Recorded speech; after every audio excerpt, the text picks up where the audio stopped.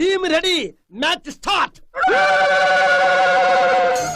Hi hello வணக்கம் and welcome back to a channel மக்களே. நான் உங்கள் கண்மணி தான் பேசிட்டு இருக்கேன். நம்ம இந்த சேனல்ல பார்க்க போற விஷயம் என்ன அப்படின்னு பார்த்தீங்கன்னா, தொடர்ந்து 2 நாளாவே நம்ம வந்து இந்தியா பாகிஸ்தானுக்குள்ள இருக்க அந்த சண்டைகளையும் எதனால அது நடந்தது, பாகல்காம் அட்டாக் பற்றின விஷயங்கள் இது எல்லாமே வந்து பார்த்தோம்.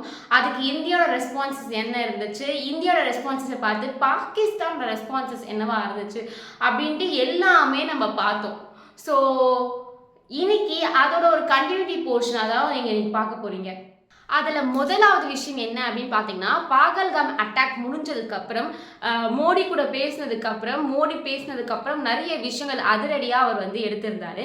ஸோ அதில் அமித்ஷா பார்த்தீங்க அப்படின்னா இந்தியாவில் இருக்க எல்லா ஸ்டேட்ஸோட சிஎம் கிட்டையும் வந்து தொலைபேசி மூலிமா பேசியிருக்காரு. என்ன பேசியிருக்காரு அப்படின்னா, உங்கள் மாநிலத்தில் யாராச்சும் பாகிஸ்தானிய மக்கள் இருந்தாங்க அப்படின்னா அவங்கள உடனே கண்டுபிடிச்சி அவங்கள இந்த நாட்டை விட்டு வெளியேற வைக்கணும் அப்படின்றதுக்கான கால் தான் அந்த கால்.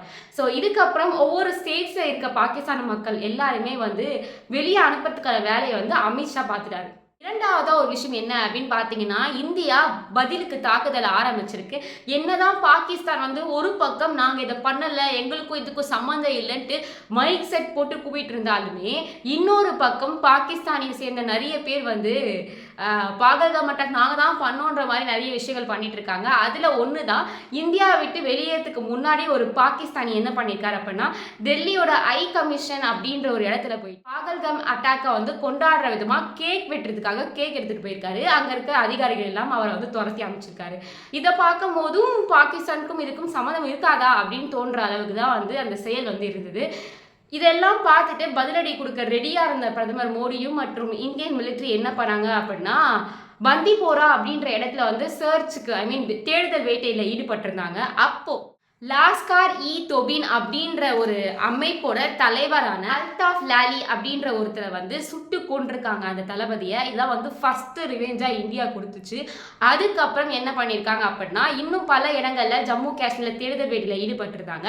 அதுல இந்த பாகல்காம் அட்டாக்ல வந்து ஈடுபட்டிருந்த டெரரிஸ்ட் வீடை எல்லாத்தையும் வந்து பாம் பிளாஸ்ட் பண்ணி நொறுக்கி இருக்காங்க இந்தியன் மிலிட்டரி. இன்னொரு விஷயம் என்னன்னா, பாகிஸ்தான் எல்லையில பஞ்சாப் வழியா தவறுதலா உள்ள போன ஒரு ராணுவ வீரர் PK சிங்கை வந்து பிடிச்சி வச்சிருக்கு பாகிஸ்தான் மிலிட்ரி. அவருக்கு என்னதான் ஆச்சு, அவரை மீட்பாங்களா என்ன ஏது அப்படின்றது இது வரைக்கும் அஃபீஷியலா எதுவுமே வரல.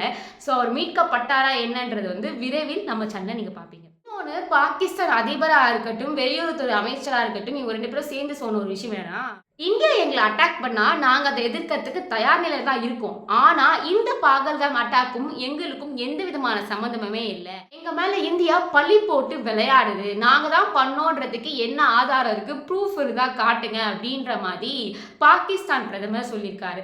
மேலும் பாகிஸ்தானோட பாதுகாப்புத்துறை அமைச்சர் என்ன சொல்லியிருக்காரு அப்படின்னா, இந்தியாவுக்குள்ள இதெல்லாம் நடக்கிறது ரொம்ப சர்வசாதாரணமான விஷயமா இருக்கு.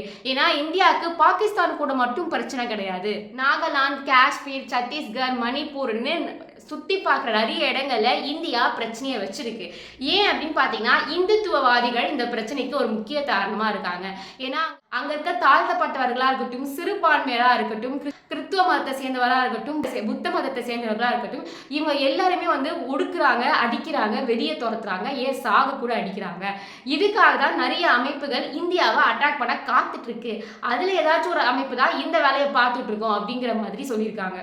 இன்னொரு விஷயம், சிந்து நதியை அதிரடியாக வந்து நிறுத்திச்சு இந்தியா. அந்த டேமை க்ளோஸ் பண்ணிட்டாங்க. பட் அந்த டேம்லேருந்து வர தண்ணியை வச்சு பாகிஸ்தானில் நிறைய பேர் அதுக்கான வந்து விவசாயமாக இருக்கட்டும், இன்னும் நிறைய விஷயங்களில் பயன்பாட்டில் இருந்தது அந்த தண்ணி. ஸோ அந்த தண்ணியை ஸ்டாப் பண்ணதுனால பாகிஸ்தானில் இருக்க மக்கள் போராட்டம் பண்ணிட்டு இருக்காங்க. ஒரு பக்கம் இந்த சிந்து நதியை வந்து திறந்து விட சொல்லி. இன்னும் இந்த விஷயம் வந்து ரொம்பவே அதிர்ச்சியாக இருக்கும் பாகிஸ்தானுக்கு. ஏன் அப்படின்னு பார்த்தீங்கன்னா, ஆல்ரெடி நிறைய நாடுல இருக்கவங்க இந்தியாவுக்கு சப்போர்ட் பண்ணிட்டு இருக்காங்க. இப்போ யூஎஸும் இஸ்ரேலும் சேர்ந்து அவங்க கிட்ட இருக்க ஜெட் ராக்கெட்ஸை வந்து இந்தியாவுக்கு கொடுத்துருக்காங்க. அதாவது இந்தியாவும் நாங்கள் தாக்குதலுக்கு தயார் அப்படிங்கிற மாதிரி வான்வெளியில இருக்கட்டும், கடல் வழியா இருக்கட்டும், அவங்களோட சாகசத்தையும் பாகிஸ்தானை பயப்பட வைக்கிறதுக்கான பல செயல்களையும் வந்து இந்தியா ஒரு பக்கம் செஞ்சுட்டு இருக்கு.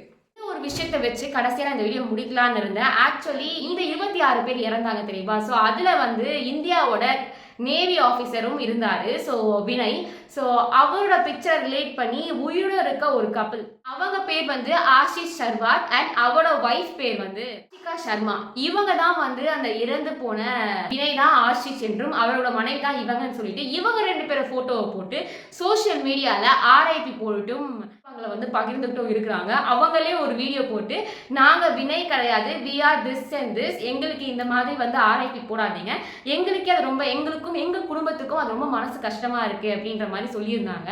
ஸோ ஒருத்தர் இறந்துட்டாங்க, பட் அதை வந்து வேறொருத்தராக நினச்சி ஆர்ஐபி போடும்போது பார்க்கறதுக்கு ரொம்ப கஷ்டமாக இருந்துச்சு அப்படின்ற மாதிரி அவங்க வீடியோ ஷேர் பண்ணியிருந்தாங்க. பாகிஸ்தான் என்னன்னா தாக்குதல் கொடுக்க போது அதுக்கு இந்தியாவோட பதிலடி என்னவா இருக்கும், இந்தியா இதுக்கு ரிவெஞ்ச் எடுக்குமா அப்படிங்கிற நிறைய முற்றுப்புள்ளிகளோட இந்த வீடியோ நான் இன்னைக்கு முடிக்கிறேன்.